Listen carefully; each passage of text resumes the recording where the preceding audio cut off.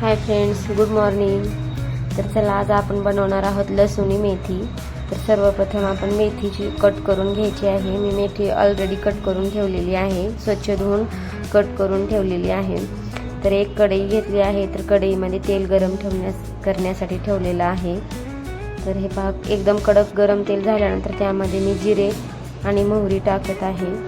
जिरे आणि मोहरी एकदम तडतड झाले पाहिजे, एकदम मस्त असे तेलामध्ये तडतड करून घ्यायचे आहे। त्यानंतर मी लसूण टाकला आहे। लसूण असा कलर येऊपर्यंत लसूण ठेवायचा आहे, यापेक्षा जास्त पण नाही आणि यापेक्षा कमी पण नाही। लसूण हा मी फक्त खलबत्त्यामध्ये वाटून घेतलेला आहे, मिक्सरचा यूज केलेला नाहीये।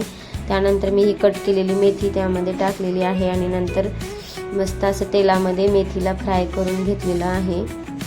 तर अशी मेथी ही एकदम तेलामध्ये शिजली पाहिजे। मेथी तेलामध्येच एकदम मऊ करून घ्यायची, तेव्हाच त्या मेथीची टेस्ट भाजीमध्ये उतरते। किंवा अशी कच्ची मेथी ठेवून त्यामध्ये आपण पुढची प्रोसिजर केला तर मेथीला टेस्ट येणार नाही। त्यामुळे मेथी हे तेलामध्ये एकदम मऊ झाली पाहिजे। हे बघा, अशा प्रकारे मेथी एकदम मऊ करायची आणि त्यामध्ये मी हे शेंगदाण्याचं कूट टाकलेलं आहे। तर शेंगदाणे जेव्हा आपण टाकत असतो त्यावेळेस शेंगदाणे भाजून टाकायचे नाहीयेत। तर शेंगदाणे हे कच्चे शेंगदाणे मी मिक्सरमध्ये ग्राइंड करून घेतलेलं आहे आणि अशी एकदम टेस्ट येण्यासाठी मी मेथीमध्ये शेंगदाण्याचं कूट आणि वरतून तुमच्या चवीनुसार तुम्ही मीठ आणि मिरची टाकू शकता।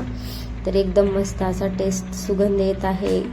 असं वाटत आहे की जेवणाचा टाइम झालेला आणि गरम गरम मेथी खावी।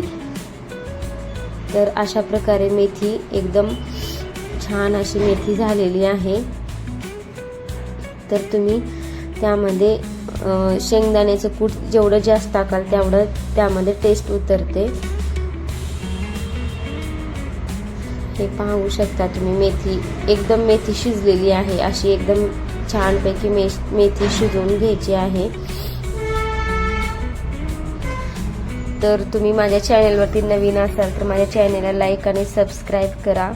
हे पहा, अशी लसूणी मेथी अशी तयार झालेली आहे आणि त्यानंतर तुम्ही वरती मी असे हे डाळ टाकून घेतलेलं आहे। थँक्यू।